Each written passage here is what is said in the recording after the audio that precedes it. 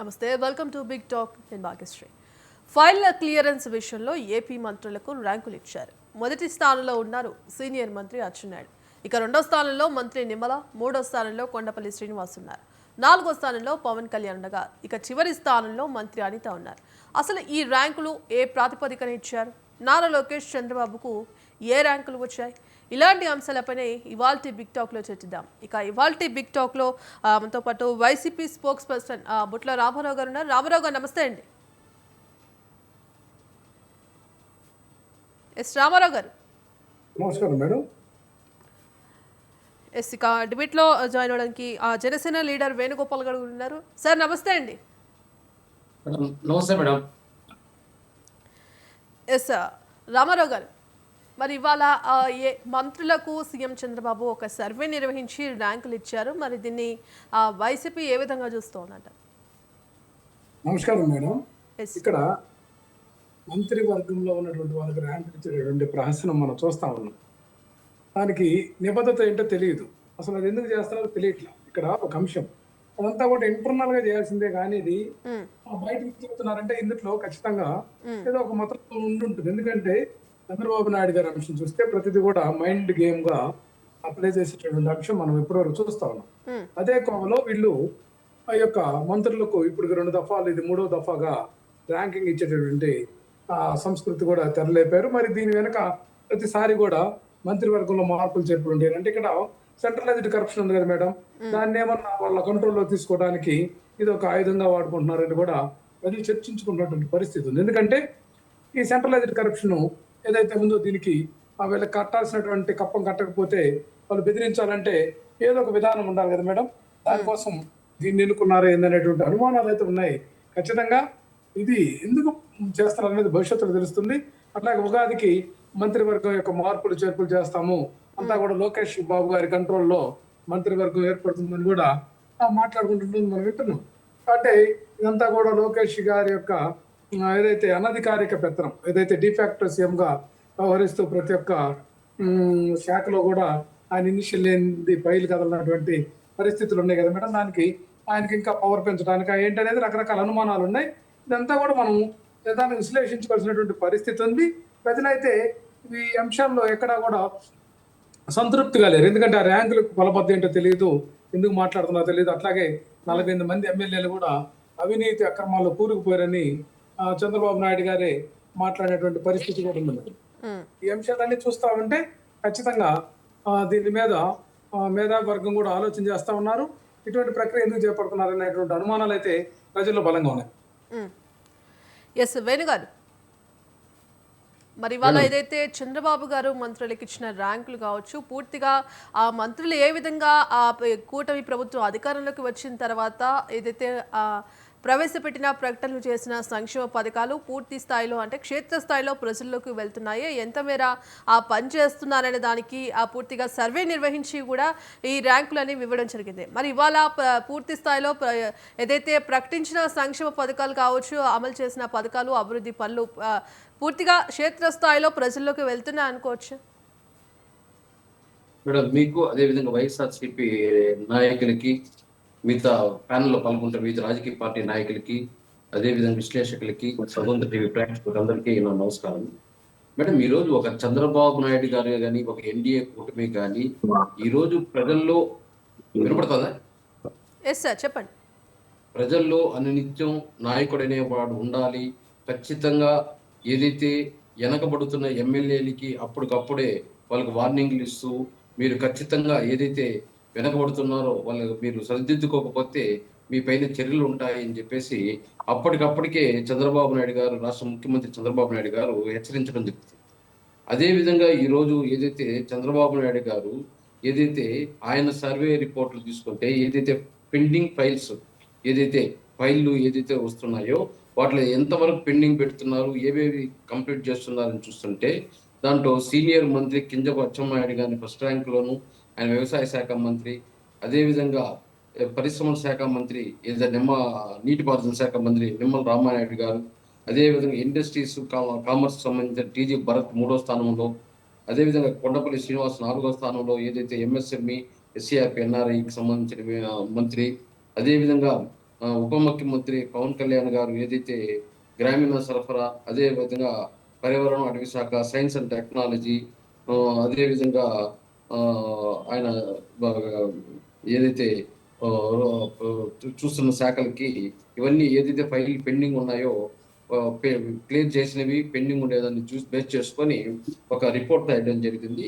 ఏదైతే ఉన్నాయో పెండింగ్ ని వెంటనే క్లియర్ చేసి పంపించాలని చెప్పేసి హెచ్చరించడం జరుగుతుంది.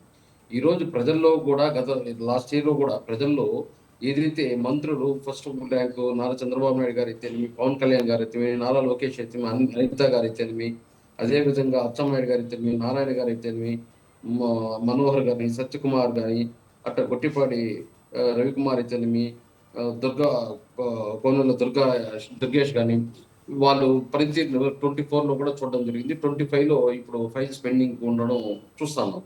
ఈరోజు చంద్రబాబు నాయుడు ఎక్కడికక్కడ వెనకబడిపోతున్న ఎమ్మెల్యేలని హెచ్చరిస్తూ పని తరిలో బాగా ముందు చూపు చూస్తున్నాం, బాగా ఫైల్స్ ని క్లియర్ చేస్తూ పరిష్కారం చేస్తున్న వారిని ఎంకరేజ్ చేస్తూ చంద్రబాబు నాయుడు గారు తీసుకెళ్తున్నారు. ఈ కూటమి ప్రభుత్వం ఏదైతే సంక్షేమాన్ని, అభివృద్ధిని, అదే విధంగా నిరుద్యోగాన్ని, అదే విధంగా లా అండ్ ఆర్డర్ని అన్నిటినీ ఈరోజు కూటమి ప్రభుత్వం ఎక్కడికక్కడ పరిష్కరించుకుంటూ ముందుకు పోవడం జరిగింది.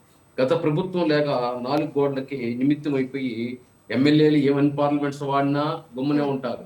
ఎమ్మెల్యేలు ఏం తిట్టినా, వాళ్ళ ఫ్యామిలీని తిట్టినా, వాళ్ళపై పార్టీలపై రాళ్ళు వేసినా, రెప్పలు వేసినా, అదే విధంగా ఏదైతే ఇసుక దోపిడీ చేసినా, మట్టి దోపిడీ చేసినా, మైన్స్ దోపిడీ చేసినా, లిక్కర్లో దోపిడీ చేసినా, విద్యుత్ ట్రాన్స్ఫర్ లో దోపిడీ చేసినా, ప్రభుత్వ భూముల్లో దోపిడీ చేసినా, అడవి భూములు దోచుకున్నా, దేవాదాయ భూములు దోచుకున్నా, అదే విధంగా ప్రభుత్వం చివరికి ఆ ప్రత్యక్ష దైవం ఏదైతే ఆ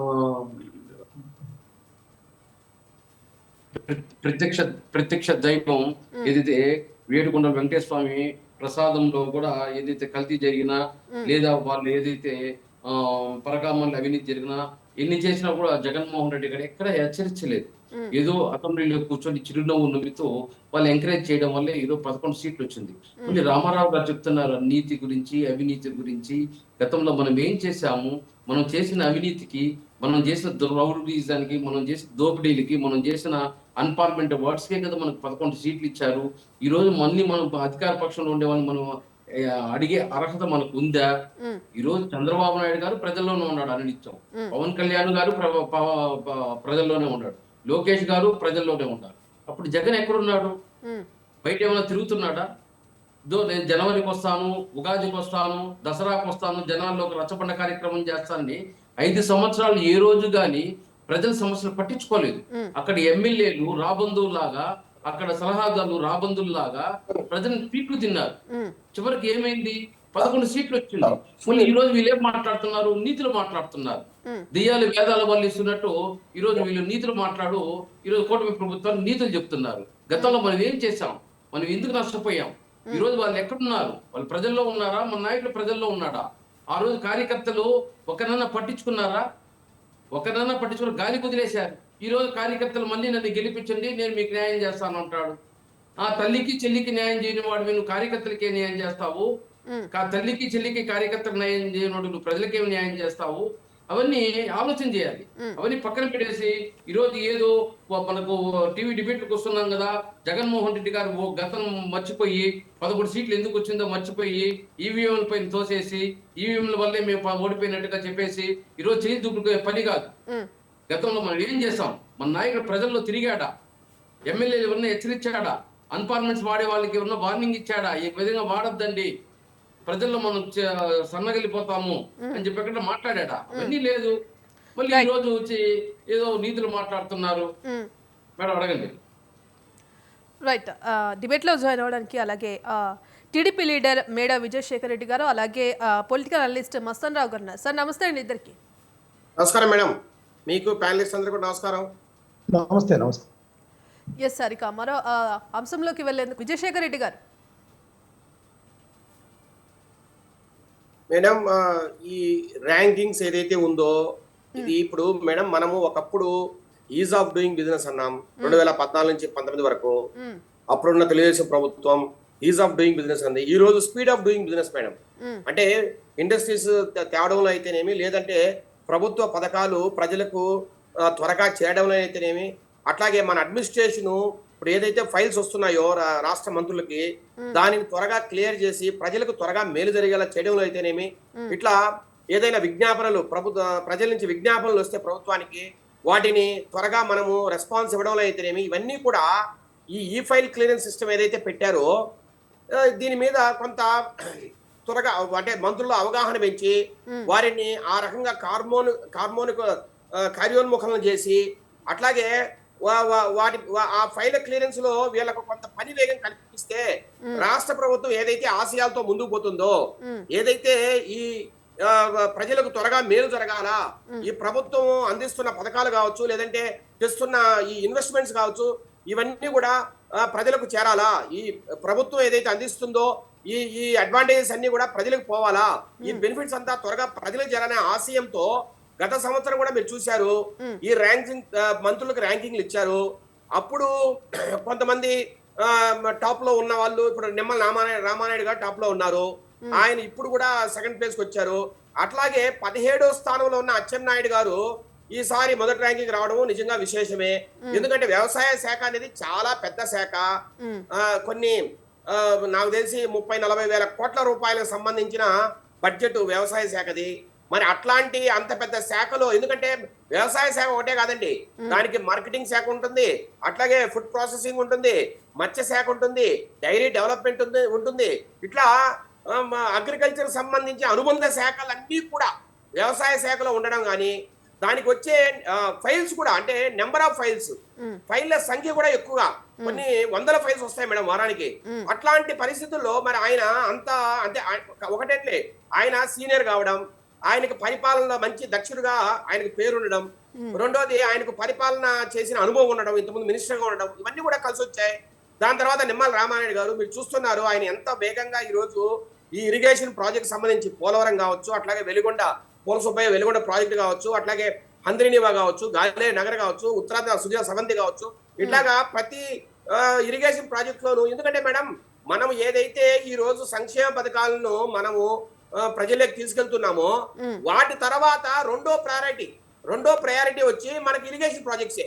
అంటే ఇరిగేషన్ ప్రాజెక్ట్స్ ఎంత త్వరగా పూర్తయితే మనకి అంత త్వరగా మనము రైతులకు కావచ్చు, లేదంటే ప్రజలకు కావచ్చు నీళ్ళు ఇచ్చేదానికి వాటి మీద మనకు కాన్సన్ట్రేషన్ ఎక్కువ ఉంది. ఈరోజు ఫోకస్ అంతా కూడా ఇరిగేషన్ ప్రాజెక్ట్స్ మీదే. సో వాటి విషయంలో ఆయన సమర్థత కావచ్చు, ఆయన పనితీరు కావచ్చు అద్భుతంగా ఉంది. ఈసారి కూడా ఆయన 2వ ప్లేస్ లో ఉన్నాడు.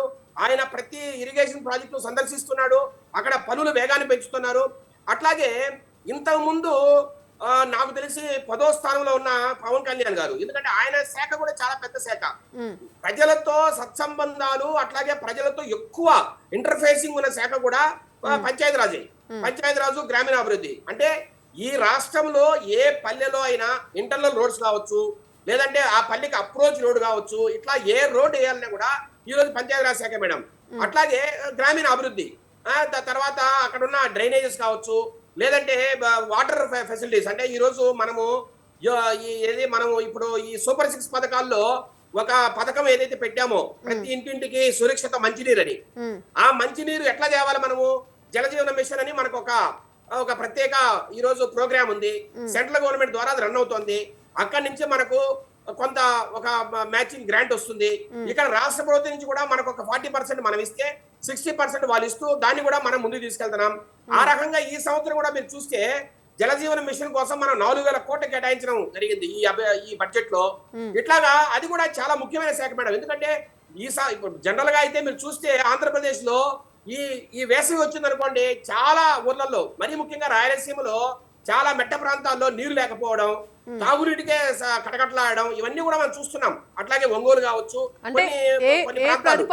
ఈ ర్యాంకింగ్స్ ఇచ్చారనుకోవచ్చు మేడం. ఇవన్నీ కూడా మేడం ఎప్పుడు ప్రతి ఫైల్ కూడా ఆ కేబినెట్ మినిస్టర్ పేషికి ఎప్పుడు చేరింది, ఇన్ని రోజుల్లో అది క్లియర్ అయింది, అదే దానికి ప్రతిపదిక మేడం.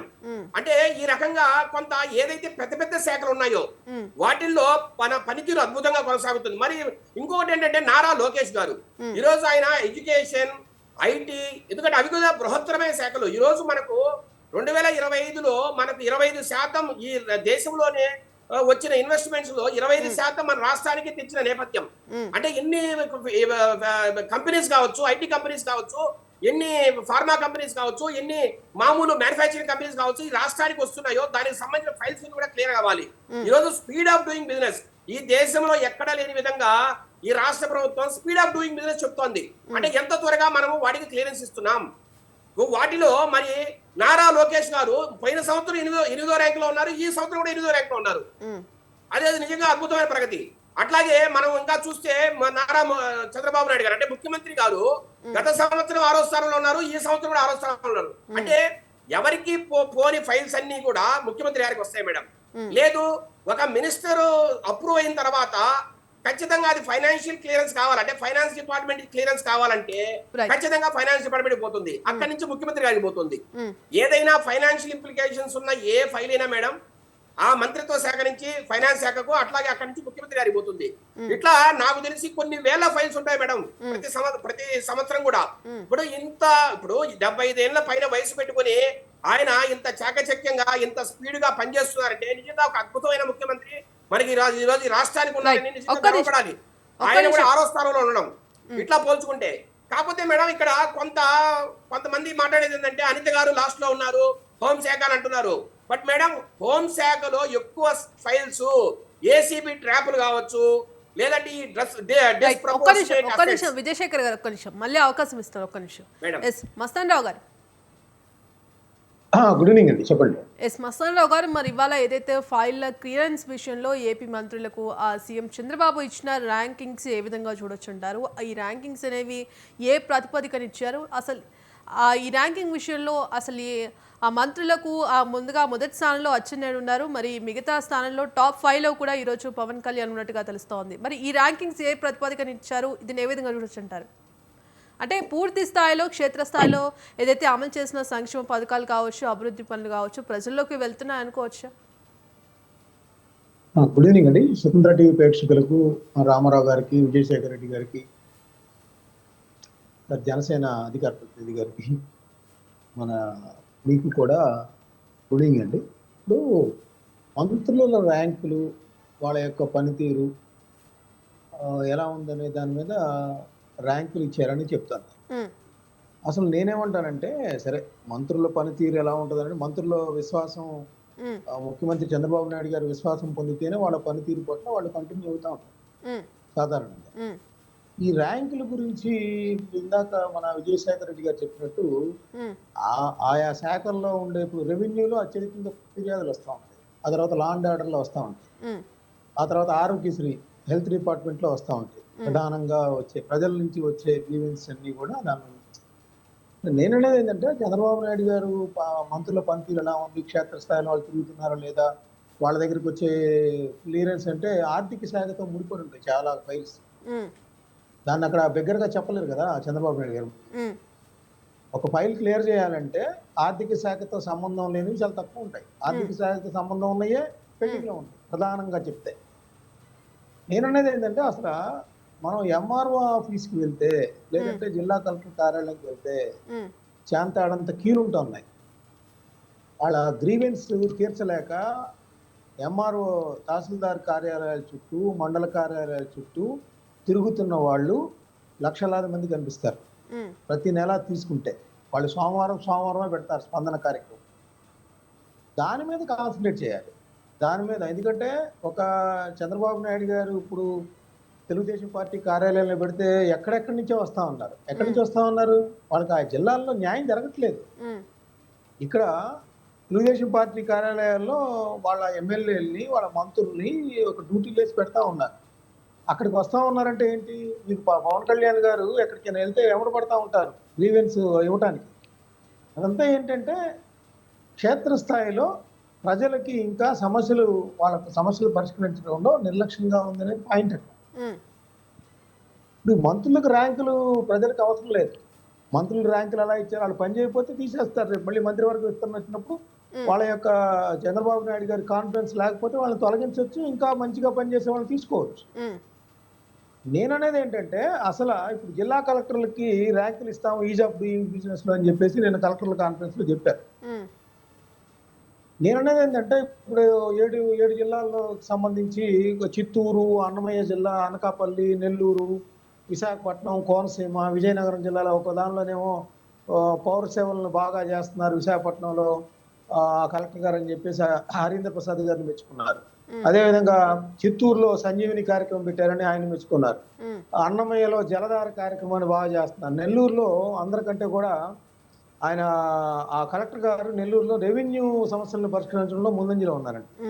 అసలు వీటన్నిటికంటే కూడా ఇప్పుడు ఏసీబీ ట్రాక్ చూడండి. ఏసీబీ మనం కేసుల విషయానికి వస్తే 2005లో ఆంధ్రప్రదేశ్లో 2005లో తీసుకుంటే ఏసీబీకి సంబంధించి కేవలం 115 కేసులు మాత్రమే నమోదు చేశారు. 69 ట్రాప్, 8 ఏమో ఆదాయానికి మించి ఆస్తులు ఉన్నాయని, ఇంకా రెగ్యులర్ ఎంక్వైరీస్ వచ్చేసి ఒక 19. సో ఈ విధంగా ఎలిగేషన్స్ వాళ్ళ మీద కంప్లైంట్స్ ఎవరైనా ఇస్తే ఇట్లా డైరెక్ట్గా రైడ్ చేస్తున్నారు. అంటే నేను అనేది ఏంటంటే ఒక ఎంఆర్ఓ ఆఫీస్లో తహసీల్దార్ కార్యాలయంలో ఒక ఫ్యామిలీ మెంబర్ సర్టిఫికేట్ కావాలన్నా, ఒక డెత్ సర్టిఫికేట్ కావాలన్నా, లేదంటే మన లోకేష్ గారు చెప్తా ఉంటారు 69 పనులు మొత్తం కూడా వెంటనే ఇచ్చేస్తున్నారండి. వాస్తవంలో అలా లేదు. వాస్తవంలో లేదు కాబట్టే తెలుగుదేశం పార్టీ కార్యాలయం కిటకిటలాడుతూ ఉంటుంది. జిల్లాల్లో ఎమ్మెల్యేల కార్యాలయాల్లో కిటకిటలాడుతూ ఉంటుంది. ఎమ్మెల్యేల కార్యాలయాలు ఒకసారి నేను ఒక డిబేట్లో చూశాను. జనసేన గుంటూరు జిల్లా అధ్యక్షుడు గాదే వెంకటేశ్వరరావు గారు చెప్తా ఉన్నారు, మంత్రుల చేత ఎమ్మెల్యేల చేత ఫోన్లు చేయించుకొని వెళ్ళినా పాస్బుక్ ఇవ్వండిరా బాబు అంటే ఇవ్వట్లేదంట. మనం చెప్పింది కాదు, అది జనసేన జిల్లా అధ్యక్షుడు చెప్పారు. నేననేది ఏంటంటే వీటి మీద కాన్సన్ట్రేట్ చేయాలి కలెక్టర్లు. సామాన్యుడు ప్రజాస్వామ్యంలో సామాన్యుడి యొక్క సమస్య ఏదైతే ఉందో ఆ సమస్యను తీర్చగలిగినప్పుడే ప్రభుత్వాలు మనగలుగుతాయి. మనం మంత్రులకు ర్యాంకులు ఇస్తే ఏంటి, ర్యాంకులు ఇవ్వకపోతే ఏంటి? ఆ మంత్రుల యొక్క ఫైల్స్ అన్ని కూడా ఆర్థిక శాఖతో ముడిపోయి ఉండటమో, లేకపోతే పాలసీకి సంబంధించిన ఒక జీవోలు రాకపోవటం వల్ల దాని నిర్ణయాలు తీసుకుంటంలో లోపాలు ఉంటాయి. ఆ ఫైల్స్ క్లియరెన్స్ అసలు ఇదే కాదు. ఎందుకంటే ఇప్పుడు అనిత గారు చివరి స్థానంలో ఉన్నారు. ఆమె గతంలో వచ్చేసి ఆమె 20వ స్థానంలో ఉన్నారు, ఇప్పుడు 25వ స్థానంలో ఉన్నారు. మన అనగాని సత్యప్రసాద్ గారి ర్యాంక్ ఎక్కడ ఉంది? 10 స్థానంలో లేదు. రెవెన్యూలో పరిష్కరించాల్సింది అత్యధికంగా రెవెన్యూ. వాళ్ళు 5 లక్షల చిల్లర కంప్లైంట్లు అందుకున్నారు భూములకు సంబంధించి. జగన్మోహన్ రెడ్డి గారి టైంలో అంతా అస్తవ్యస్తం చేసేసారంటున్నారు. ఈ 2 సంవత్సరాలు అయింది. మరి 5 లక్షల కేసుల్లో ఎన్ని పరిష్కరించారు మీరు? రెవెన్యూకి సంబంధించి సమస్యలు తీర్చడానికి ఒక మంత్రుల కమిటీ వేశారు. ఆ మంత్రుల కమిటీ రికమెండేషన్స్ ఇస్తా ఉంది. కానీ ఆ 5 లక్షల ఫిర్యాదులు ఆ విధంగానే ఉన్నాయి. వాళ్ళకి ఇంకా మేనమేషాలు ఎక్కిస్తా ఉన్నారు. 2 సంవత్సరాలు గడిచిపోయింది. వాళ్ళ భూములకి పక్కన భూముల్లో కలిపినట్టు, సర్వే నెంబర్లు మార్చినట్టు, కొంతమంది ఫోరం బోక్ కలిపేసినట్టు, కొంతమంది ఏమో వేరే వైఎస్ఆర్సీపీ నాయకులు కొంతమంది లాక్కున్నట్టు రకరకాల ఫిర్యాదులు ఇప్పటికీ వస్తూ ఉంటాయి, మీరు చూస్తూ ఉంటే. నేననేది ఏంటంటే మంత్రులకు ర్యాంకులు ఇవ్వటం కంటే కూడా ప్రజల దగ్గర నుంచి ఫీడ్బ్యాక్, ఇప్పుడు ప్రభుత్వం ఫీడ్బ్యాక్ తీసుకుంటా ఉంటది కదా, ప్రభుత్వ పనితీరు ఎలా ఉంది, సంతృప్తి స్థాయి ఎలా ఉందో, అదే విధంగా వాళ్ళ యొక్క ఫిర్యాదుల పరిష్కారంలో జిల్లా కలెక్టర్లు ఏ విధంగా వ్యవహరిస్తా ఉన్నారు, మండల స్థాయి అధికారులు ఏ విధంగా వ్యవహరిస్తున్నారు, తహసీల్దార్లు ఏ విధంగా వ్యవహరిస్తున్నారు, దీనికి ర్యాంకులు ఇవ్వండి. తహసీల్దార్ కార్యాలయంకి వెళ్తే కసురుకుంటున్నారు పాస్బుక్ ఇవ్వమంటే. అయితే విఆర్ఓ ఎంఆర్ఓలకు సంబంధించి చాలా సందర్భాల్లో అందరూ వ్యక్తం చేస్తున్న బాధలు ఇవి. సో వీటి మీద కాన్సన్ట్రేట్ చేస్తే బాగుంటుంది. కానీ మంత్రులు శాఖలు, చంద్రబాబు నాయుడు గారికి ఆయా మంత్రుల మీద విశ్వాసం ఉంది, బాగా పనిచేస్తున్నాడు అనుకుంటే కంటిన్యూ చేస్తారు, లేకపోతే తీసేయచ్చు. 25 మందే కదా మొత్తం. 25 మంది మీద తీసుకుంటాం వేరు, ప్రజల యొక్క సమస్యల మీద కాన్సన్ట్రేట్ చేయటం వేరు. అవును, రైట్. ఎస్ రామారావు గారు.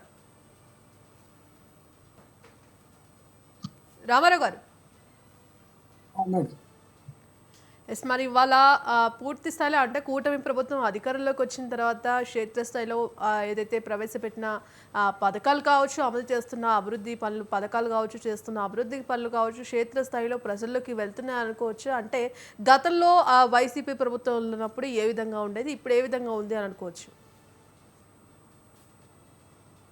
ఖచ్చితంగా మేడం, వైఎస్ఆర్ కాంగ్రెస్ పార్టీ ప్రభుత్వంలో చాలా క్రిస్టల్ క్లియర్గా బడ్జెట్ కేటాయింపులు కానీ, ఖర్చు చేసే విధానం కానీ స్పష్టంగా ఉండేది. అట్లాగే మా హయాంలో బడ్జెట్, అట్లాగే 2014-19 మధ్య బడ్జెట్ ఒకటే మేడం. కానీ జగన్మోహన్ రెడ్డి గారు డిపిటి పద్ధతి ద్వారా ఏదైతే అడుగుతున్న పేదలకు 2,76,000 కోట్లను నేరుగా అందించినటువంటి పరిస్థితి. ఆ డబ్బులు ఎటుపోయినా తెలియదు. ఈరోజు ర్యాంకింగ్ చూస్తుంటే పనవిచర్ల ప్రాజెక్టు పేరుతోటి మెగా కృష్ణారెడ్డి వాళ్ళకి ఒక ప్రాజెక్ట్ 83,000 కోట్లతో డిజైన్ చేశారు. అనుమతులు లేవు, ఏం లేవు. 10% ఇచ్చినా కూడా, 10% గ్రాంట్ ఇచ్చినా కూడా హడావిడిగా దాంట్లో 50% మరలా వీళ్ళు డ్రా చేసుకోవడానికి నిమ్మల రామానాయుడు ఆ పనిలో ఉన్నాడు. ఏదైతే ఇరిగేషన్ మినిస్టర్ ఉన్నటువంటి నిమ్మల రామానాయుడు ఆయన చెప్పినటువంటి విధానం, ఇంటింటికి సైకిల్ వేసుకొని తిరిగి నీకు 10,000, నీకు 5,000, నీకు 15,000 ఈ విధంగా మభ్యపెట్టే మాటలు చెప్పడంలో నిమ్మల రామానాయుడు ఆరితేరినటువంటి వ్యక్తి అనేది మనకు తెలుసు. అట్లాగే మా ప్రభుత్వ హయాంలో మేనిఫెస్టోలో పొందుపరిచినటువంటి అన్ని అంశాలను అమలు చేయాలనేటువంటి ఒక అకుంఠిత దీక్షతోటి ప్రతి కార్యాలయంలో కూడా నవరత్నాలు పేరుతోటి ఏదైతే హామీలు ఉన్నాయో అన్నింటినీ కూడా డిస్ప్లే చేశారు.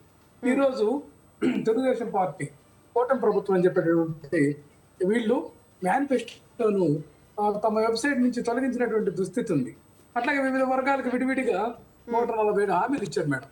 ఏ ఒక్క హామీ మీద కూడా నిలబడి నిలకడగా వాళ్ళు ప్రయాణం చేస్తున్నటువంటి పరిస్థితి లేదు. ఇదంతా కూడా సెంట్రలైజ్డ్ కరప్షన్ పాల్పడుతున్నారు. గ్రౌండ్ లెవెల్లో చూసుకుంటే వాళ్ళు చెప్పినటువంటి హామీ ఏ ఒక్కటి అమలు కాలేదు.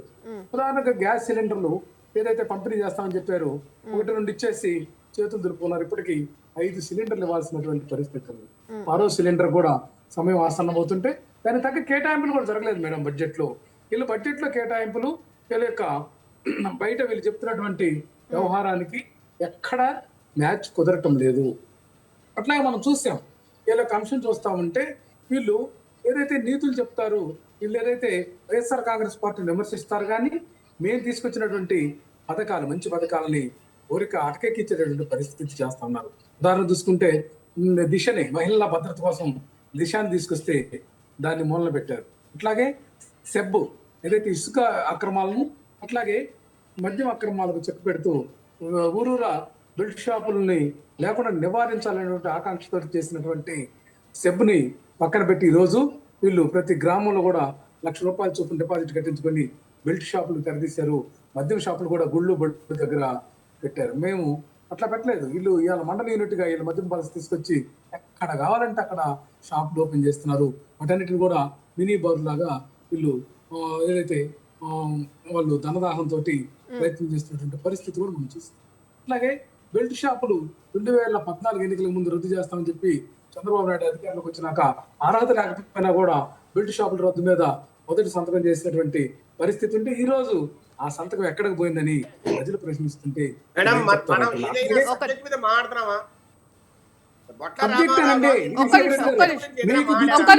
విజయశేఖర్ రెడ్డి గారు అవకాశం ఇస్తాను.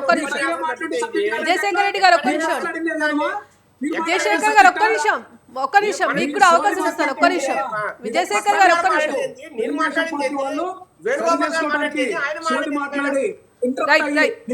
రామారావు గారు సబ్జెక్ట్ మాట్లాడండి. రామారావు గారు సబ్జెక్ట్ మాట్లాడండి. సబ్జెక్ట్ మీద మాట్లాడండి. విజయశేఖర్ గారు ఒక్క నిమిషం. విజయశేఖర్ గారు ఒక్క నిమిషం. విజయశేఖర్ గారు ఒక్క నిమిషం. రామారావు గారు ఒక్క నిమిషం అండి. రామారావు గారు ఒక్క నిమిషం. రామారావు గారు ఒక్క నిమిషం. విజయశేఖర్ గారు ఒక్క నిమిషం అండి. డిబేట్ డిస్టర్బ్ అవుతుంది సార్, ప్లీజ్ ఒక్క నిమిషం. రామారావు గారు సార్ ఒక్క నిమిషం, డిబేట్ డిస్టర్బ్ అవుతుంది, చూసే వాళ్ళకి కూడా అర్థం కాదు సార్, ప్లీజ్ ఒక్క నిమిషం ఆగండి సార్. రామారావు గారు సబ్జెక్ట్ మీద మాట్లాడండి. ఇవాళ ఏపీలో ర్యాంకింగ్ గురించి మనం ఈ డిబేట్ నడుస్తోంది. డిబేట్ సబ్జెక్ట్ మీద మాట్లాడండి సార్. ఒక్క నిమిషం. రామారావు గారు సబ్జెక్ట్ మీద మాట్లాడండి ప్లీజ్. దయచేసి డిబేట్ డిస్టర్బ్ అవుతోంది, ప్లీజ్ ఒక్క నిమిషం. విజయశేఖర్ గారు ఒక్క నిమిషం. రామారావు గారు ఒక్క నిమిషం సార్. డిబేట్ డిస్టర్బ్ అవుతుందండి, ప్లీజ్ మధ్యలో ఇంటరప్ట్ అవ్వద్దు ప్లీజ్. రామారావు గారు ప్లీజ్ అన్పార్లమెంటరీ లాంగ్వేజ్ వాడొద్దు ప్లీజ్. అన్పార్లమెంటరీ లాంగ్వేజ్ మాట్లాడొద్దు సార్, ప్లీజ్ ఒక్క నిమిషం. విజయశేఖర్ గారు ఒక్క నిమిషం అండి, డిబేట్ డిస్టర్బ్ అవుతుంది సార్, ప్లీజ్. రామారావు గారు ఒక్క నిమిషం అండి, ఒక్క నిమిషం. రామారావు గారు డిబేట్ డిస్టర్బ్ అవుతుంది, ప్లీజ్. రామారావు గారు ఒక్క నిమిషం అండి, అన్పార్లమెంటరీ లాంగ్వేజ్ వాడొద్దు ప్లీజ్. దయచేసి సబ్జెక్ట్ మీద మాట్లాడండి సార్, ప్లీజ్. రామారావు ప్లీజ్ ఒక్క నిమిషం అండి. మాట్లాడండి సార్. ఎస్ విజయశేఖర్ గారు. సార్ ఇప్పుడు రామారావు గారు మీరు మళ్ళీ అవకాశం ఇస్తాను, మీరు ప్లీజ్ ఒక్క నిమిషం ఆగండి దయచేసి. అన్పార్లమెంటరీ లాంగ్వేజ్ ఎవరు కూడా వాడొద్దు సార్ ప్లీజ్, డిబేట్ డిస్టర్బ్ అవుతుంది సార్. చెప్పండి మేడం, వీళ్ళకి డిబేట్ ఒక అలవాటు అంశం మీద ఉండాలి. నడుస్తున్నప్పుడు అలానే మాట్లాడాలి సార్. అన్పార్లమెంటరీ చెప్పండి లాంగ్వేజ్ మేడం, ఏది వాడొద్దు, మేడం, వైఎస్ఆర్ సబ్జెక్ట్ మీద సిపిఐ మాట్లాడాలి సార్. మేడం, ప్లీజ్ ఒక్క నిమిషం ఆగండి, మళ్ళీ అవకాశం ఇస్తాం మీకు. ఒక్క నిమిషం ఆగండి, రాష్ట్రం కోసం పడతాం, ఏం చేయాలి? ఒక్క నిమిషం ఆగండి రామారావు గారు, ఒక్క నిమిషం. ఎస్ సార్ వేణుగోపాల్ గారు. మేడం ఎస్ మరి ఇవాళ ఈ ర్యాంకింగ్ కనుక చూస్తే మంత్రుల పనితీరు పట్ల ర్యాంకింగ్ ఇవ్వాల్సిన అవసరం లేదు. కేవలం వారు చేసే ఏదైతే ప్రజల్లో ఎక్కువగా ఎంత మేర వెళ్తున్నారు, ఎంత మేర అభివృద్ధి ఆ పథకాలు కావచ్చు, సంక్షేమ పథకాలు కావచ్చు అమలు అవుతున్నాయి, ఎంత మేర వెళ్తున్నాయి ప్రజల్లోకి అనే దాన్ని బట్టే తప్పితే ఒకవేళ మంత్రుల తీరు సరిగ్గా లేకపోతే ఆ పదవి నుంచి తొలగించాలి తప్ప ర్యాంకింగ్ ఇవ్వడం దేనికని అంటున్నారు, మీరేమంటారు? ఖచ్చితంగా మేడం, ఈరోజు ఏదైతే ఈ విశ్లేషకులు మస్తాన్ గారు చెప్తుంది కూడా అది కూడా కరెక్టే. ఈరోజు పనితీరు గురించి ఏదైతే మినిస్టర్లు కానీ ఎమ్మెల్యేలు కానీ ప్రజల్లో ఏ విధంగా ఉన్నారు, వాళ్ళ సమస్యలు ఏ విధంగా పరిష్కరిస్తున్నారుతో పాటు ఈరోజు ప్రతి ఒక్కరు ఈరోజు అర్హుడైనా అర్హుడు కాడైనా ప్రతిసారి అర్హుడికి అందరికీ వస్తాయి రేషన్ కార్డులు.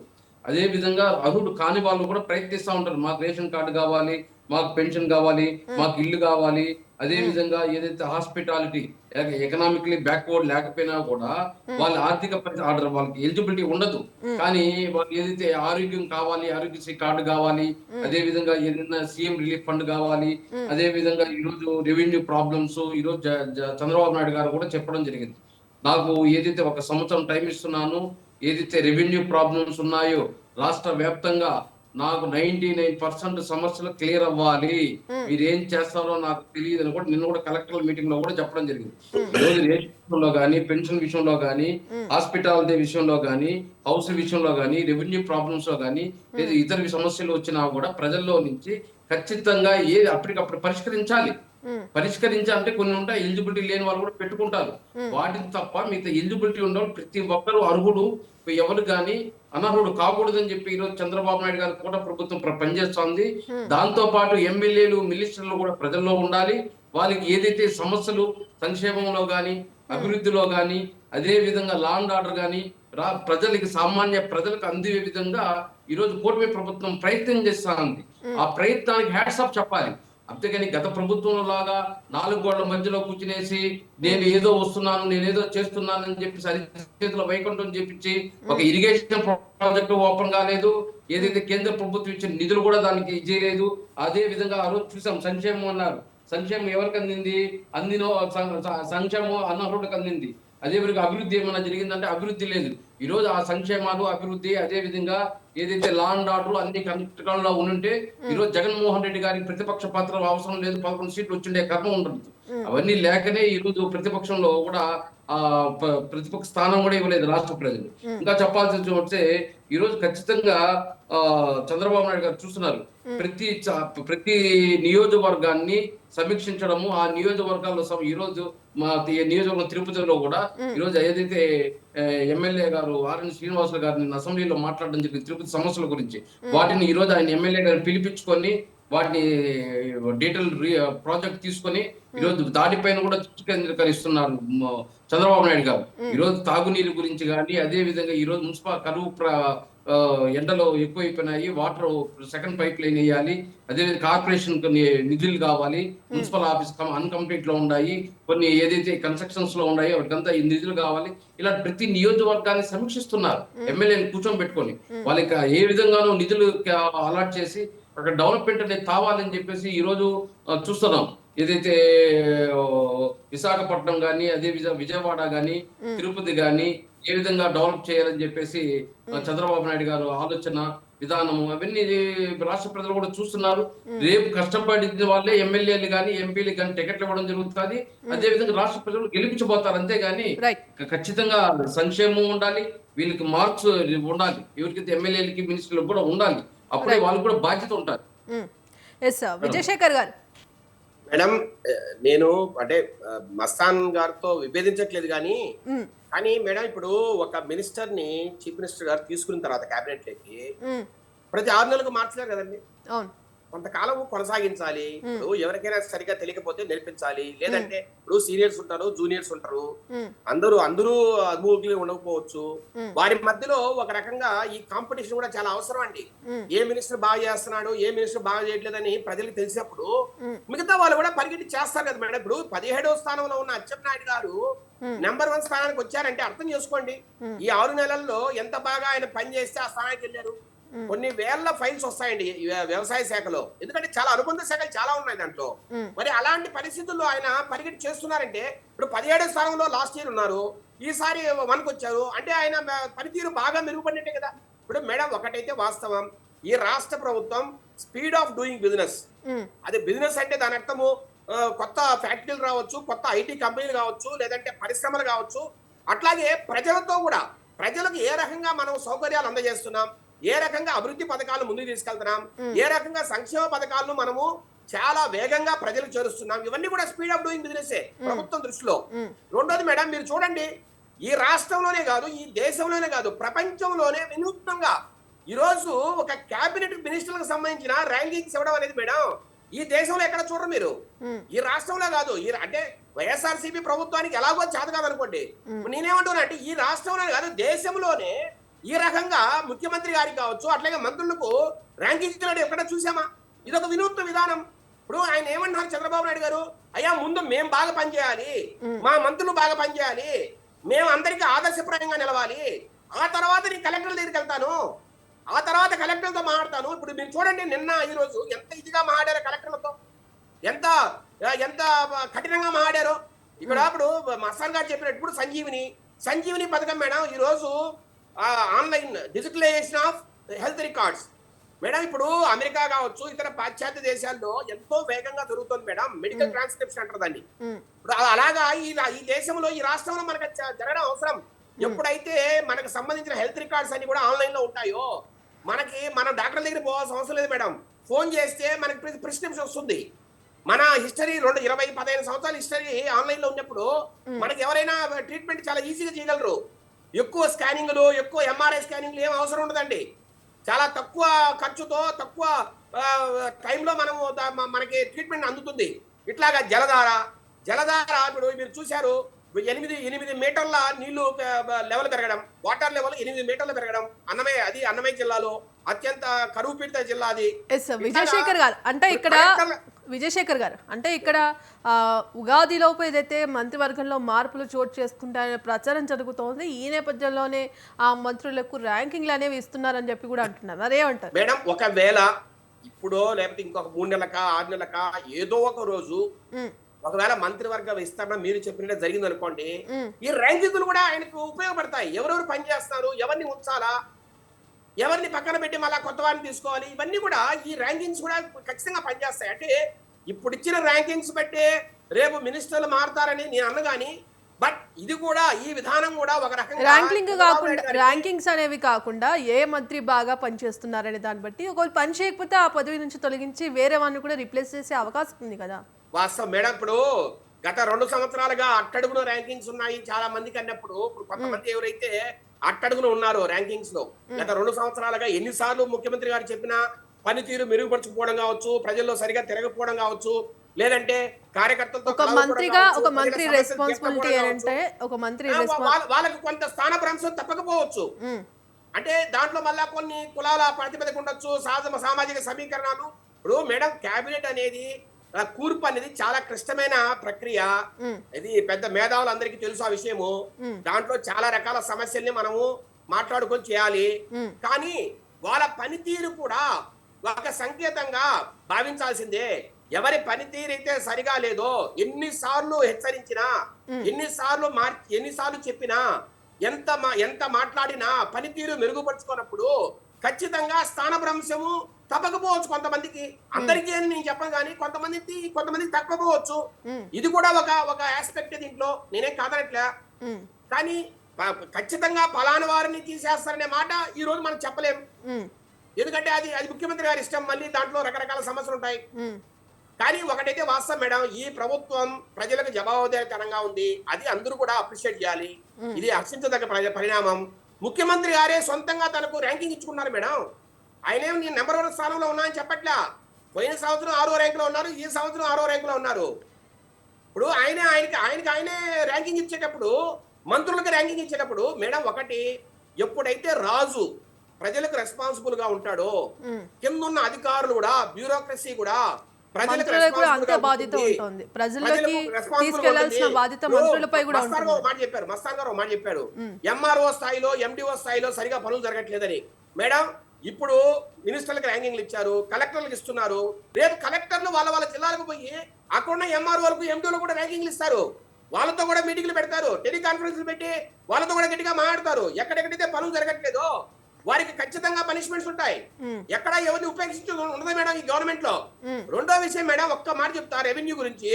మేడం పోయిన గవర్నమెంట్ లో, అంటే వైఎస్ఆర్సీపీ గవర్నమెంట్ లో ఫ్రీ హోల్డ్ కింద, మళ్ళీ చెప్తున్నా, ఫ్రీ హోల్డ్ కింద కొన్ని లక్షల ఎకరాలని వైసీపీ నాయకులు కట్టబెట్టారు మేడం. నేను ఒక చిన్న ఎగ్జాంపుల్, మా రాజంపేట కాన్స్టిట్యున్సీలోనే వీరబల్లి మండలంలో అసైన్మెంట్ పట్టాలు 500 ఎకరాలకు ఉంటే రైతులకు 7,000 ఎకరాలకు పైన ఫ్రీ హోల్డ్ కింద నాయకులకు దారాదత్తం చేసిన ప్రభుత్వం అది. ఈ రోజు ఎప్పుడైతే మన కూటమి ప్రభుత్వం అధికారంలోకి వచ్చిందో వాటి మీద ఒక కమిటీ వేశారు. ఇప్పుడు మన మస్తాన్ సార్ చెప్పినట్టు దాని మీద ఒక కమిటీ వేశారు. ఆ కమిటీ క్షుణ్ణంగా పరిశీలిస్తుంది, కలెక్టర్లు పరిశీలిస్తున్నారు. దాంట్లో తేలింది ఏంటంటే మేడం, ఒక్క మండలమే చెప్తున్నా, వీరబల్లి మండలం, దాంట్లో తేలింది ఏంటంటే 7,000 ఎకరాల్లో భాగంగా 500 ఎకరాలకు మాత్రమే అసైన్మెంట్ పట్టా ఉంది. అంటే ఎవరికైతే అసైన్మెంట్ పట్టా 20 సంవత్సరాల ముందు ఇచ్చింటారో వాళ్ళు మాత్రమే ఫ్రీ హోల్డ్ కు అర్హులు. అలా కాకుండా వీరు ఎంఆర్ఓ స్థాయిలో ఆన్లైన్ లో పేరు చేర్చుకోను, లేదంటే దొంగ పట్టాలు సృష్టించడమో, దొంగ టికెట్లు తెచ్చుకోవడమో, లేదంటే దొంగతనంగా ఆన్లైన్ లో పేరెక్కించుకోవడమో, ఇవన్నీ చేయడం వల్ల 7,000 ఎకరాలు ఈ రోజు ఆ పేపర్ల మీదకి వచ్చింది. ఇప్పుడు ఈ రోజు ఏదైతే 500 ఎకరాలు అయితే అసైన్మెంట్ పట్టాలు ఉన్నాయో, ఆ మిగతా 6,500 ఎకరాలు ఏదైతే ఉందో దొంగ పట్టాలు, అవన్నీ తీసి ఈ రోజు ప్రజలకు మంచి అవకాశం అయితే ఉంది కదా. ఇట్లాగా ప్రతి మండలంలోనూ చాలా వేల ఎకరాల్లో ఈ రోజు ఆ దొంగతనం అంతా బయటకు వస్తుంది. ఎవరెవరు తప్పులు చేశారు, ఎక్కడెక్కడ ఏమేమి జరుగుతుంది అన్ని తెలుస్తున్నాయి ప్రభుత్వానికి. త్వరలో దీని మీద ఒక నివేదిక బయట పెడుతుంది ప్రభుత్వం. ఏ రకంగా ఈ ఫ్రీ హోల్డ్ పథకాన్ని వాడాలనో, ఎలాగైతే ప్రజలకు న్యాయం చేయాలనో అలా ఖచ్చితంగా త్వరలో చేయబోతుంది. రైట్. ఎస్ మస్తాన్ రావు గారు. మేడం ఎస్ సార్, మరి చెప్పండి, ఒక మంత్రి ఏదైతే ర్యాంకింగ్స్ అవసరం లేదో ఒక మంత్రిగా ప్రజల్లోకి ఎలా వెళ్ళాలి, ఎంత మేర అభివృద్ధి పథకాలు కావచ్చు, ఆ సంక్షేమ పథకాలు కావచ్చు, అభివృద్ధి పనులు కావచ్చు, ఏ విధంగా చేయాలి, ప్రజలకు ఎలా అందుబాటులో ఉండాలి దాన్ని తప్పితే ఈ ర్యాంకింగ్స్ ఎందుకు అని అంటున్నారు. మరి ఈ నేపథ్యంలో ఇప్పటికే ఆ రాష్ట్రంలో ఇంకా అమలు చేయాల్సిన పథకాలు కావచ్చు, ఇంకా చాలా పనులు కూడా ఉన్నాయి. మరి ఈ నేపథ్యంలో వాటి మీద ఆ శ్రద్ధ వహించకుండా, అంటే వాటి మీద ఫోకస్ చేయకుండా ఈ ర్యాంకింగ్స్ అనేవి ఇప్పుడు ఎందుకు తెర మీదకి తెస్తున్నారు అనుకోవచ్చు? అదేనా మేడం, నేను చెప్పేది ఏంటంటే ఈ ర్యాంకులు ఎంత లోపభూయిష్టం అనడానికి ఒక ఉదాహరణ చెప్తాను. ఇప్పుడు పవన్ కళ్యాణ్ గారు ఉన్నారు, ఆయన పంచాయతీరాజ్, గ్రామీణ నీటిపారుదల, పర్యావరణం, ఫారెస్ట్, అటవీ శాఖ, science and technology, rural development, ఇన్ని శాఖలు ఉన్నాయి ఆయన దగ్గర. ఆనం రామనారాయణ రెడ్డి గారి దగ్గర కేవలం ఎండోమెంట్ శాఖే ఉంది. మరి ఆయన ఎన్నో ర్యాంకులో ఉన్నారు, ఒక శాఖ ఉన్న ఆయన ఎన్నో ర్యాంకులో ఉన్నారు కనపడుతుందా? ఇప్పుడు అచ్చెన్నాయుడు గారు ఉన్నారు, ఆయన ఎన్ని శాఖలు ఉన్నాయి ఆయన దగ్గర చూస్తే? అగ్రికల్చర్, సహకార శాఖ, మార్కెటింగ్, పశుసంవర్ధక శాఖ, డైరీ డెవలప్మెంట్, ఫిషరీస్, 6 శాఖలు ఉన్నాయి. ఆయన 10వ స్థానంలో ఉన్నారన్నారు. మరి ఒక్క స్థానంలో ఉన్న ఎండోమెంట్స్ మినిస్టర్ గారు ఎందుకు ఫస్ట్లో లేరు? ఇన్ని శాఖలు ఉన్నవాళ్ళు నిజమేనా? అసలు నిజంగా ఏ శాఖలు ఎన్ని ఫ్లైట్స్ క్లియర్ చేశారనే ఒక శ్వేతపత్రంలో అలా ఇవ్వగలరా? మరి రామనారాయణ రెడ్డి గారి దగ్గర ఎండోమెంట్స్ అనేది ఒక శాఖ అంతే, ఆలయాలకు సంబంధించి ఉంటుంది అక్కడ. ఏంటి ఇప్పుడు మన అచ్చెన్నాయుడు గారు ఫస్ట్లో ఉన్నారన్నారు. మీరు చూస్తే జగన్మోహన్ రెడ్డి గారు ఈ 2 సంవత్సరాల కాలంలో దేని మీద ఆయన ఉద్యమాలు చేశారు అంటే, పొగాకు సరైన ధర లేదని, మిర్చి సరైన ధర లేదని, మ్యాంగో సరైన ధర లేదని. అంటే ప్రతిపక్ష నాయకుడు ఒక 6 ఉద్యమాలు చేపడితే ఆందోళనలు, దానిలో అత్యధికంగా అచ్చెన్నాయుడు గారే ఉన్నాయి. మరి రైతుల సమస్యలు పరిష్కరిస్తే వచ్చినాయా, లేకపోతే వాళ్ళకి గిట్టుబాటు ధరలు కల్పిస్తే వచ్చాయా? కానీ ఆయన ర్యాంకులో చూస్తే ఫస్ట్ లో ఉన్నారు. ఇది ఎలా సాధ్యం? ఉమ్, పవన్ కళ్యాణ్ గారేమో అక్కడ గ్రామీణ ప్రాంతాల్లో, గిరిజన ప్రాంతాల్లో రోడ్లు వేపిస్తున్నారు. మిగతా మంత్రులకు కూడా పంచాయతీరాజ్ రోడ్లు శాంక్షన్ చేస్తా ఉన్నారు. ఉమ్, అటవీ శాఖకి సంబంధించి కొన్ని సంస్కరణలు తెచ్చారు. ఆయన ఎర్రచందనం కానీ ఇంకా మిగతా అన్ని చూస్తే పంచాయతీరాజ్లో అనేక సంస్కరణలు తెచ్చారు. ఆయన ఒక 10,000 మందికి ప్రమోషన్లు ఇచ్చారు. ఉమ్, మరి పనితీరు ఆధారంగా చూస్తేనేమో ర్యాంకుకి ఎక్కడ కనపడుతుందా? ఆయన అసలు ఫస్ట్ లోనే లేడు. ఆయన ఏది 7 శాఖలు ఉన్నా కూడా ఉమ్, పవన్ కళ్యాణ్ గారికి అత్యధికంగా ఉన్నాయి శాఖలు. మరి ఆయన ఎక్కడ కనపడుతుందా? మరి ఆయన ప్రతి దానిలో కనిపిస్తాడు. పంచాయతీరాజ్ అంటుంటాడు, లేకపోతే అటవీ శాఖ అంటుంటారు, పర్యావరణం ఇట్లాగా పొల్యూషన్ కంట్రోల్ బోర్డు మంచిగా చేయాలంటారు. ఇవన్నీ చేస్తున్నా కూడా ఆయన ర్యాంకులో ఎప్పుడు వెనకబడే ఉన్నారు. మరి ఆయన ఎప్పుడు ఫస్ట్ లో లేరు. కానీ అచ్చెన్నాయుడు గారు ఏమో రైతులందరూ పాస్బుక్స్ దగ్గర నుంచి, పంటల గిట్టుబాటు ధర లేకపోవడం దగ్గర నుంచి, వాళ్ళు వరదల్లో వాళ్ళు పంటలు దెబ్బతింటం దగ్గర నుంచి, అకాల వర్షాల దగ్గర నుంచి ఉన్నాయి. అదే నేను ఇందాక చెప్పింది. ఆ ఫైల్ క్లియరెన్స్ కి వాస్తవంలో రైతులు ఎదుర్కొంటున్న సమస్యలకి లేకపోతే పరిష్కరిస్తున్న అంశాలకి ఎక్కడ సంబంధం ఉండట్లేదు. ఉమ్, అందువల్ల ఈ ర్యాంకులు ప్రజలకు అనవసరం అంటానే. ఉమ్, అది ముఖ్యమంత్రి చంద్రబాబు నాయుడు గారు ఇంటర్నల్ గా బేరీజ్ వేసుకోవచ్చు, ఏ మంత్రి ఎలా పనిచేస్తున్నాడు ఏంటనేది. ప్రజలకు కావాల్సింది ఏంటంటే ఉమ్, వీళ్ళు ఇందాక వేణు గారు చెప్పారు, వీళ్ళు ఎంత మేర ప్రజలతో మమేకమవుతున్నారు, yes, అవును. ఎంత మేర జగన్మోహన్ రెడ్డి గారు ఈ ప్రభుత్వం మీద చేస్తున్న ఆరోపణలో వాస్తవాలు ఎన్నున్నాయి, ఎంతమంది తిప్పికొట్టగలుగుతున్నారు చెప్పండి. చంద్రబాబు నాయుడు గారు పదే పదే చెప్తా ఉంటారు, జగన్మోహన్ రెడ్డి గారి విమర్శలకు ఎవ్వరు సమాధానం చెప్పట్లేదు. లోకేష్, నేను, పవన్ కళ్యాణ్ గారు ఎవరో ఒకళ్ళిద్దరు మాట్లాడుతున్నారు, మిగతా వాళ్ళందరూ ఎవరి పనులు చేసుకుని వెళ్తా ఉన్నారు. మరి అది కూడా ఉంది కదా, ప్రతిపక్ష ఆరోపణలని అవసరమైతే తిప్పికొట్టాలి, లేకపోతే వాటిని పరిష్కరించేలాగా ఎదుర్కోవాలి కూటమి సర్కార్ అంటే. ఉమ్, అది ఎక్కడ కనిపిస్తా ఉంది చెప్పండి. ఉమ్, సో అక్కడ వెనకబడి ఉన్నారు. నేను అనేది ఏంటంటే చంద్రబాబు నాయుడు గారికి ఇంటర్నల్ గా అవసరం వాళ్ళ పనితీరు, ప్రజలకు మాత్రం పరిష్కారం అవసరం, అవును. సమస్యలు పరిష్కరించడం అవసరం. వాళ్ళు ఏ ఆఫీస్కి వెళ్ళినా కూడా ఒక్క రోజులోనో 2 రోజులు ఎంత మేర ఆ సంక్షేమ పథకాలు అందుతున్నాయి, ఏ విధంగా అభివృద్ధి జరుగుతుంది అనేది ఇక్కడ ప్రజలు ముఖ్యంగా చూస్తూ ఉంటారు. అదే అదే క్షేత్రస్థాయిలో వాస్తవాలను పరిగణలో తీసుకుంటే ఈ ర్యాంకులు అనేవి అసలు ప్రాధాన్యత అంశాలు కాదంట. ఇప్పుడు నేను అచ్చెన్నాయుడు గారు రైతుల సమస్యల గురించి చెప్పాను, ఎన్ని సమస్యలు వచ్చినాయి, ప్రతిపక్ష నాయకుడు ఎలా ఉద్యమించారు, మరి పవన్ కళ్యాణ్ గారు ఆయన సమస్యలను ఎలా పరిష్కరిస్తున్నారు, మరి ఆయన ర్యాంక్ ఎక్కడ? రైట్. ఎస్ రామారావు గారు చెప్పండి, కంక్లూజన్ ఏంటి? ఒకటి మేడం, ఇక్కడ ఈ యొక్క ర్యాంకుల అంశం తీసుకుంటే చాలా ఆశాస్పదంగా ఉంది. ఎందుకంటే వ్యవసాయ శాఖకు సంబంధించి మొట్టమొదటి ర్యాంకింగ్ ఇచ్చారనేది అంత ఆశాస్పదం. అంటే ఇప్పుడు 2 సంవత్సరాలుగా కనీస గిట్టుబాటు ధరలు లేక విలువెల్లాడుతుంటే దాని మీద మాట్లాడటం కానీ, దాని మీద రివ్యూ చేసినటువంటి సందర్భం కానీ కనపట్ల. ముఖ్యంగా శనగ రైతులు దీనావస్థలో ఉన్నారు, అట్లాగే పొగాకు రైతుల పరిస్థితి కూడా అదే విధంగా ఉంది. కానీ ఎక్కడా కూడా ఆయన దీని మీద సరైనటువంటి చర్యలు తీసుకున్నటువంటి పరిస్థితి లేదు. ఏదైతే ఎంఎస్పి ప్రైస్ కూడా ధరలు తక్కువగా అమ్ముతుంటే ప్రభుత్వం కంటి తుడుపు చర్యలు కూడా చేపడుతున్నటువంటి పరిస్థితుల్లో వాళ్ళ అన్నదాతలు ఏదైతే రైతన్నలు ఆత్మహత్యలు కూడా పాల్పడుతున్నారు. ఇంకా చాలా విషయాలు చూసుకుంటే వాళ్ళకి అసలు ఈ ర్యాంకులు ఏ విధానంలో ఇచ్చారనేది అర్థం కావట్లేదు పరిస్థితి ఉంది.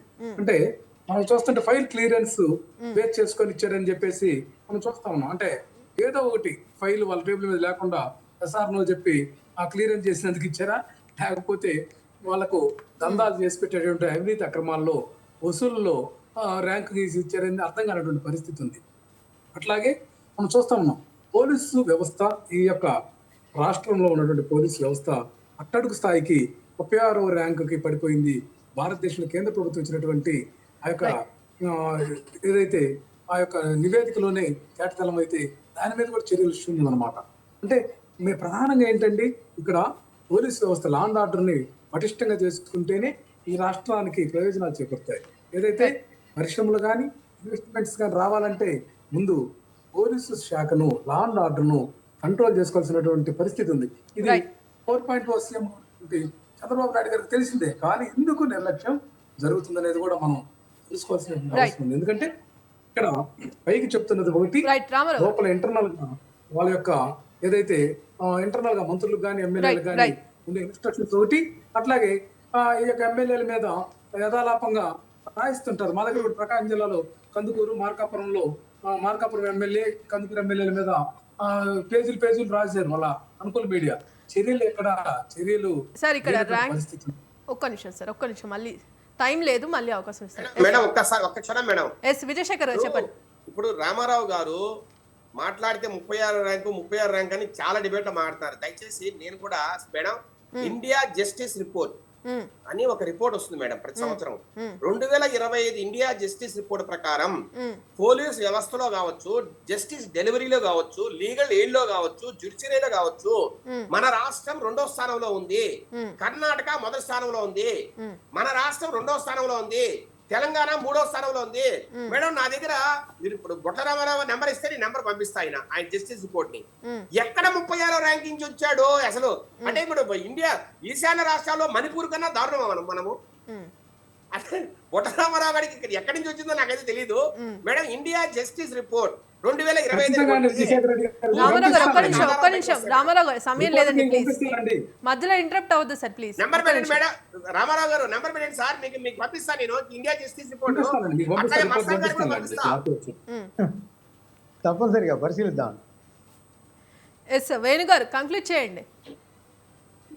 మేడం ఈ రోజు మస్తాన్ గారు ఏమంటున్నారంటే ర్యాంక్ అనేది వాళ్ళ పర్సనల్ విషయాలు, సామాన్యుడికి ఏదైతే సమస్య అనేది ఉండకూడదు, వాడికి ఏదైతే స్పందన లాంటి కార్యక్రమాల్లో అర్జీలు ఎక్కువ పెరిగిపోతున్నాయి అంటే ఖచ్చితంగా అవి ఏమంటే సమస్య తీరుస్తూ ఉంటే అవి వస్తానే ఉంటాయి.